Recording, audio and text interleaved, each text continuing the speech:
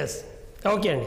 ఒకసారి హేమకుమార్ గారి దగ్గరికి వెళ్దాం. హేమకుమార్ గారు, కూటమి పార్టీ నేతగా ఎట్లా చూస్తున్నారు ఈ విషయాన్ని? ముఖ్యంగా అసలు ఏం జరిగింది అంటే వాస్తవంగా అక్కడ కనబడుతుంది, అర్థమవుతుంది. అది అక్కడ కృష్ణా జిల్లాకు సంబంధించిన పార్టీ నేతలు ఏదో అంటే గౌడ సంఘం నేతలు ఏదో చేసినట్టున్నారు, కానీ విపరీతమైన ట్రోలింగ్ జరిగింది. అంటే గౌతు శిరీష లాంటి వ్యక్తి కొంత ఆవేదన వ్యక్తం చేసిన పరిస్థితి కనిపించింది.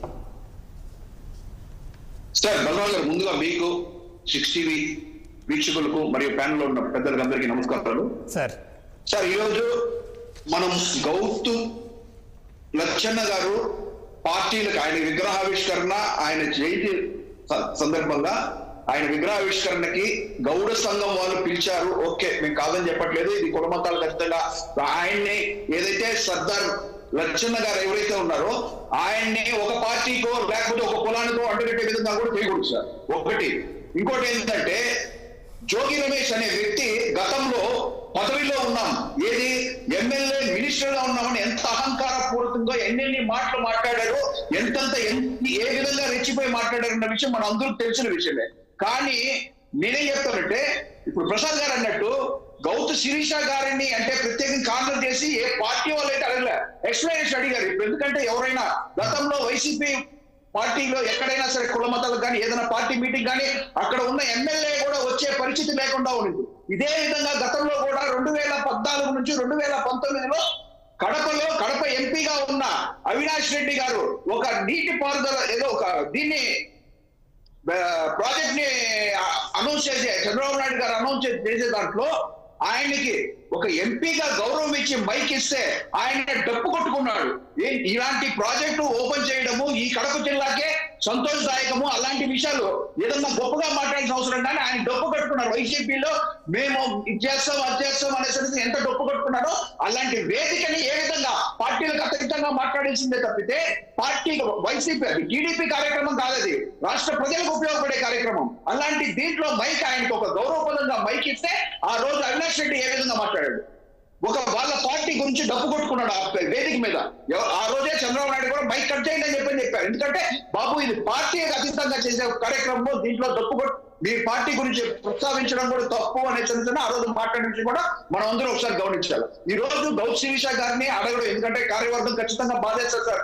ఇందాక మన మిత్రులు చెప్పినట్టు బ్రహ్మంగా చెప్పినట్టు చాలా బాధేస్తారు సార్. గత ప్రభుత్వంలో కార్యకర్త నుంచి అధినాయకుడు వరకు ఒక్కొక్కరు వాళ్ళ కుటుంబాలు లాగారు, ఎంతమంది లాగారు. ఏ రోజున్నా మీరు అధికారికంగా కానీ అనధికారికంగా కానీ ఇక్కడ ఈ రోజు కూటమి కానీ ఈ రోజు కుటుంబ వాళ్ళు కానీ గతంలో కుటుంబంలో ఉన్న వాళ్ళు కానీ టీడీపీ వాళ్ళు కావచ్చు, బీజేపీ వాళ్ళు కావచ్చు, జనసేన వాళ్ళు కావచ్చు సార్, ఏ రోజు కానీ జగన్ గారి కుటుంబ విషయాలు కానీ ఎవ్వరూ ఎత్తిన దాఖలాలు అయితే ఎక్కడ లేవు.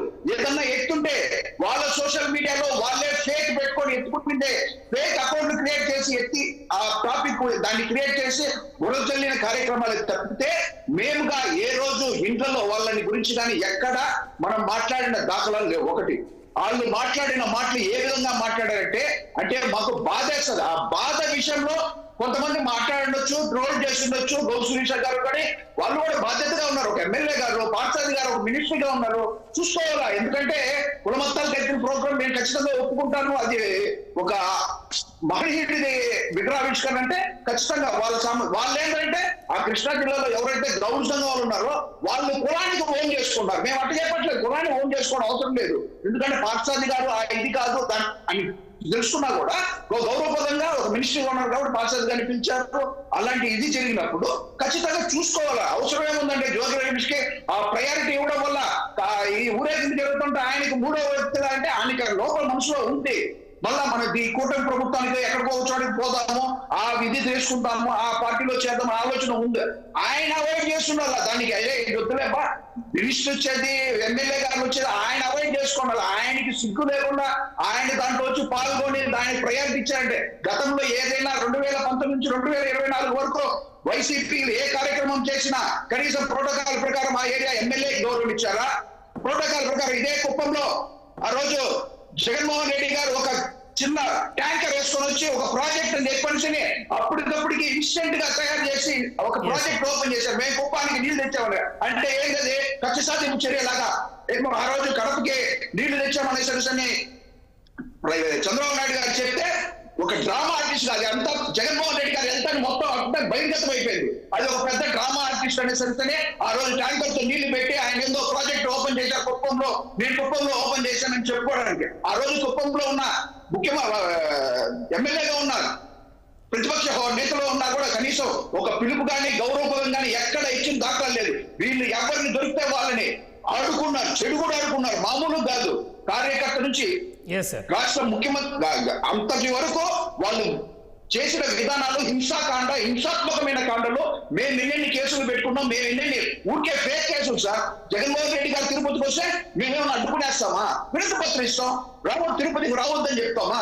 ఇంకో ప్రదేశానికి రావద్దని చెప్తామా? ఒక ముఖ్యమంత్రి గారికి ఎక్కడైనా కానీ ఆయన వెళ్ళడానికి హక్కు ఉంటుంది.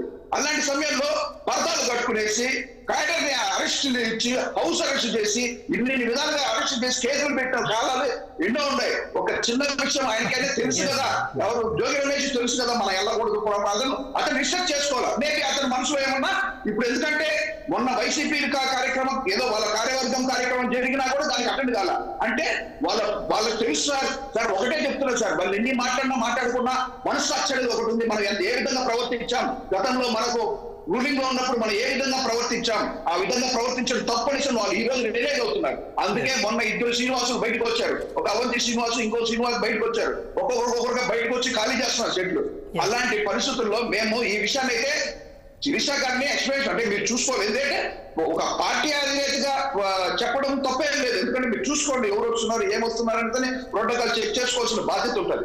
ఆవిడని మేమైతే అంటే ఎవరో కార్యవర్గం నేను దాకా చెప్పినట్టు ఎవరికో ఒకరికి బాధ వేస్తుంది సార్, ఖచ్చితంగానే బాధ వేస్తారు. మేము పడిన బాధలు, మేము పడిన ఎన్నెన్ని థ్రెటనింగ్ కాల్స్, ఎన్నెన్ని థ్రెటనింగ్ మా వెనకాల కారులో పోతుంటే వెనకాల తరుముకున్న వాళ్ళు ఇలాంటి డిబేట్ లో మాట్లాడుతుంటే మమ్మల్ని ఎంతో మంది హింసించారు, ఎన్నో విధాలుగా కేసులు పెట్టారు.